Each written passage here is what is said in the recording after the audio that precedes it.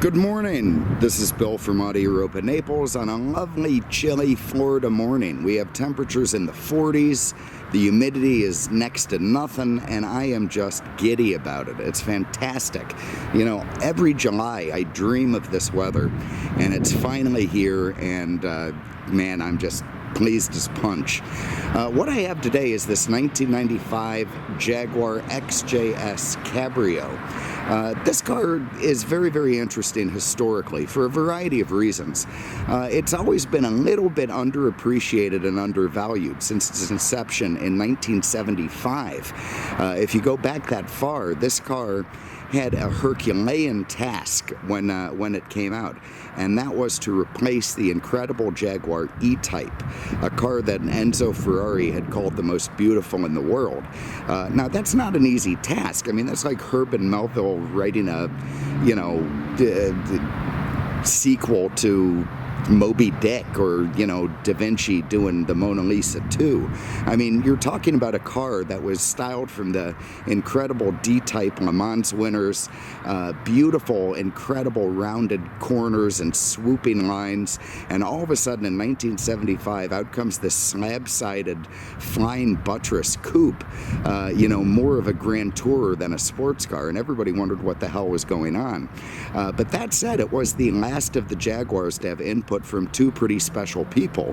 One being Sir William Lyons, the founder and head of Jaguar, the guy who also fought to keep Jaguar alive and made deals with the devil and had to join British Leyland and other stuff to keep the ball rolling.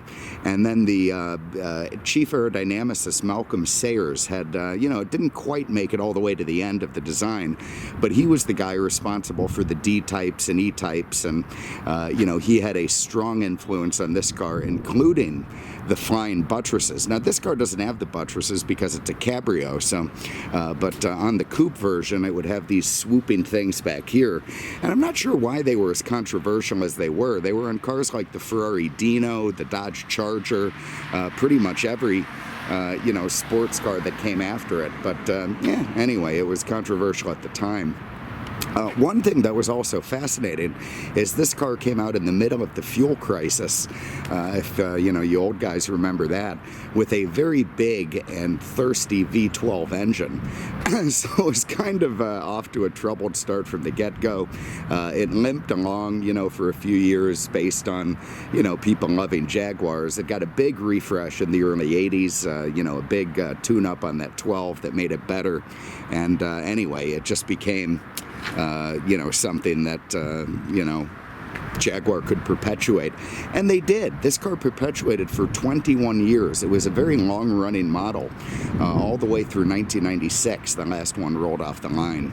And over the years, they got some big changes. And this was the final of the big changes, this series here. This car was essentially released by Ford. It was Ford's influence on Jaguar that put it together. They're called the Refresh XJ.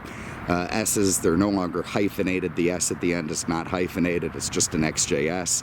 And it was the first factory-built XJS. That was another big thing with the XJS. I mean, it came out as a coupe in '75, kind of a nod to the Americans who were getting rid of drop-top motoring for safety concerns. But again, replacing an E-type roadster, it just wasn't very fair. So for years, these things limped along. They're weak on the collector market, weak on the used market. People thought they were maintenance nightmares, and the earlier ones could be. But by the time this thing rolled around, it had very modern Bosch fuel injection. They'd moved those weird inboard brakes to the outside to make them easier to service, put in an absolutely bulletproof 4-speed transmission, had a 3-speed for years and years, and essentially built a good, solid, reliable car. From 86 to 88, they had hired a company out of Ohio, I think Hess and Eisenhart or something, to build convertibles for them until they could come up with their own factory version, which eventually they did. And this is one of them. We've got airplanes overhead now. But they could use use a little Midasizing. Anyway, you can see it has all the classic Jaguar styling cues, which is funny because in 75 it did not. You know, again, this big slab-sided monster that was low on wood and chrome, but they brought all the chrome back. They brought the wood back. You see those big chunky chrome mirrors, the polished stainless windshield surround, the leaping cat on the fender, beautiful big gold accented 5-star alloy wheels. This is a terrific color, Moroccan red pearl. Beautiful color for this car, absolutely special. They also got rid of the 2 big sealed beam headlights, put in these one-piece Euro style. Can't remember who made them, but they're, you know, very, very attractive lights. Lovely chrome trim around the bumpers, which, you know, again, the American bumpers weren't a favorite of everybody, but they did get better looking by this point. That's one of those assholes with the coal-burning diesel trucks. I swear to God, those things give me a pain in the head. Anyway, let's start inside the trunk. All right, you can see everything neat and tidy back here. It's got the spare tire cover, the battery and top control module and pump are all hidden under that guy. Got a set of books and some records there. Nice big tool kit full of tools. This one has the CD changer there. You know, very lovely finished, well manicured trunk. You know, all very nice. You'll be able to fit golf clubs in there or anything else you need. This truly is a gentleman's grand touring car. The spoiler, you know, I can take it or leave it. I'm not a big fan, but at the same time, it doesn't look bad on this car. The, you know, it's color-coded, it's low profile. I like the way they've run the third brake light underneath it, and, you know, all in all, pretty fine. Nice big chrome gas cap in the classic British flip-up style. Lovely. You know, before you ask, send a million questions. No, I don't have the soft top cover for it, so if you want this car and want a soft top cover, you're going to have to get one on your own. Find it. I don't know where there are any. Probably eBay. Anyway, this is a very well-insulated and padded roof, and a bit of a masterpiece at the time. Again, they just, you know, didn't have convertibles for so long. Have a look under the hood. Now under here is part of what makes this car great, and that is this 4-liter 240 horse roughly inline 6-cylinder. If there's ever been a bad inline 6-cylinder in anything, I've never heard of it. They've always been pretty great engines, and even in this Jaguar, it's no exception. They're very smooth. They're, you know, don't use too much gas. They're easy to repair, easy to run, and you know, they take away some of the mystique that revolved around the 12 cylinders. And you know, the 12 cylinders were not as bad as advertised. They get a lot of flack, but they truly weren't that bad if they were well maintained. It's just that the 6-cylinder can be even, you know, less maintained and still end up being a pretty good engine. Anyway, low miles on this car, everything nice and proper under there, no northern salt. God, all of a sudden this road's like Grand Central Station this morning. Anyway, everything as it should be. Lovely. Incredibly long hood on this thing, or bonnet if you're, you know, from the other side of the pond. Stubby little tail. It's a fascinating design. It really is. I do like that low air dam that they added to these later models with the, you know, scoops for the brake cooling. It just became a great looking car. All right, let's go for a spin. Probably put the top up. It's chilly enough for that. There's sirens out there, all the animals on the street. Let's have a look inside. So here you can see lovely leather bucket seats. Again, they did have to add stuff that the E-Type didn't have, like power windows, power locks, power steering. All those amenities came out on the XJS, and then they were added to over time. For a long time, you couldn't get cruise control in it, though, which was kind of weird. They did make this a 4-seat cabrio, though you're not going to really be able to fit too much back there. I mean, your Canadians even are going to be kind of miserable, but they'll get back there. Just stuff them in and shove the seat back on them. They'll be fine. But anyway, if you needed to run around with a couple of kids or some, you know, very thin adults, you can probably get away with that. You know, the styling, the trim, it's all distinctly Jaguar. The lovely thin chrome, the beautiful thin real wood. There's the power seats, which are nice for this year. Lovely little chrome pull handles, nice stitched leather armrests. I like the chrome trim around the speakers. You know, the beautiful chrome e-brake down there, although it's in kind of a weird spot. And of course, the rich leather seats that are just absolutely lovely to sit in and to smell.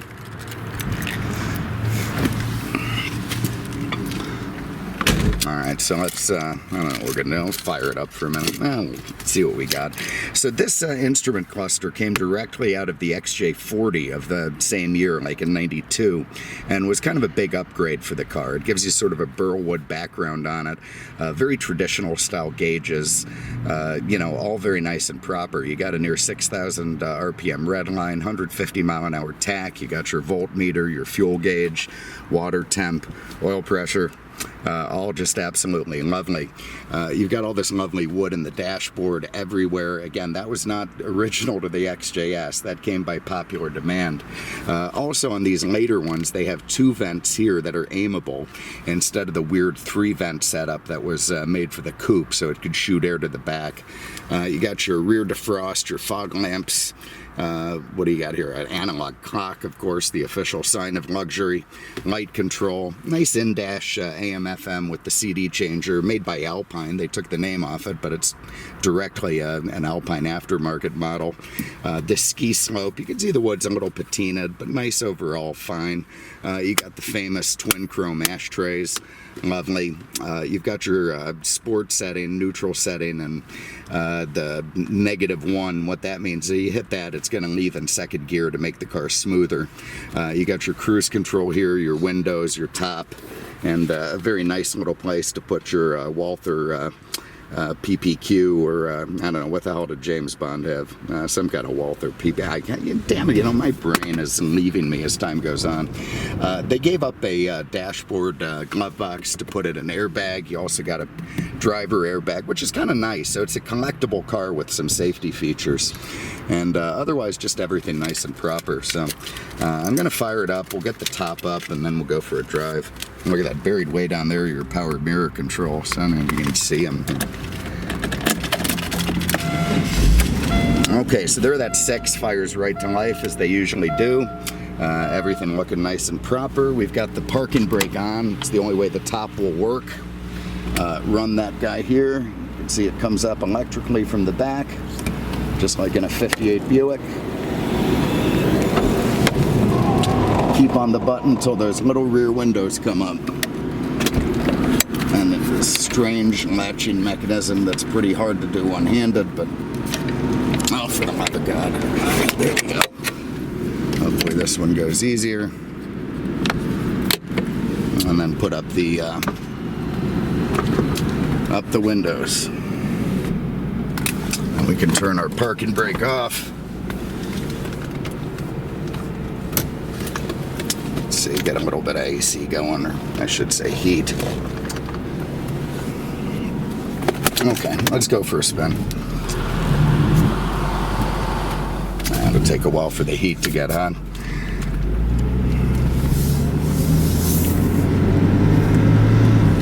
Oh, door not closed. Let's get that. Lovely.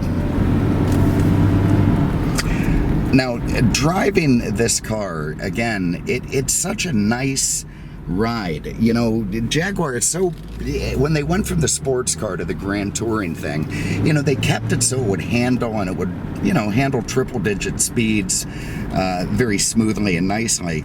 It would handle corners well, but it would also have a lovely, comfy ride, which it does. A nice smooth shifting. Tracks down the road straight. Lovely feel from the leather wheel.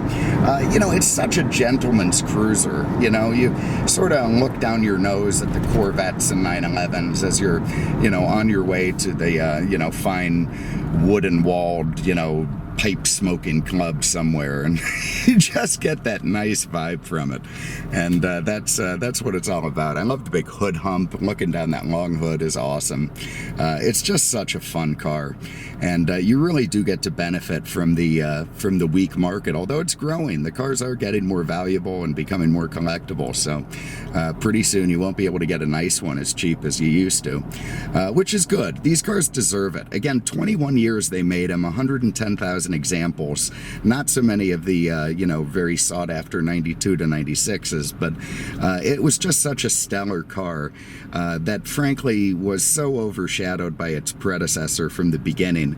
It just never had a chance to impress while it was being made. It's only now, afterwards, many years later, that they're becoming as appreciated as they are.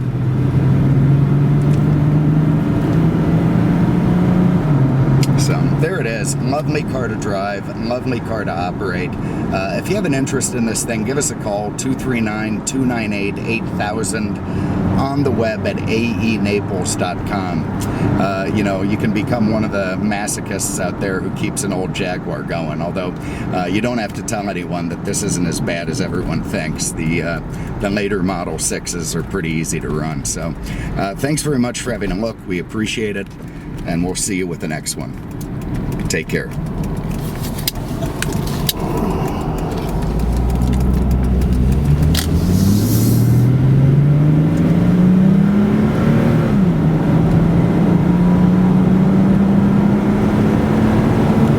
Sorry, very quickly I realized I didn't show the soft top up, so I'll do that for a brief moment. You can see it's a khaki color, absolutely lovely. Nice stitching everywhere. The white, nice. It's got a glass rear window. Fits very nicely around the car, and just very proper. Car looks great with it up. So there it is. Thanks again for having a look, and we'll see you next time.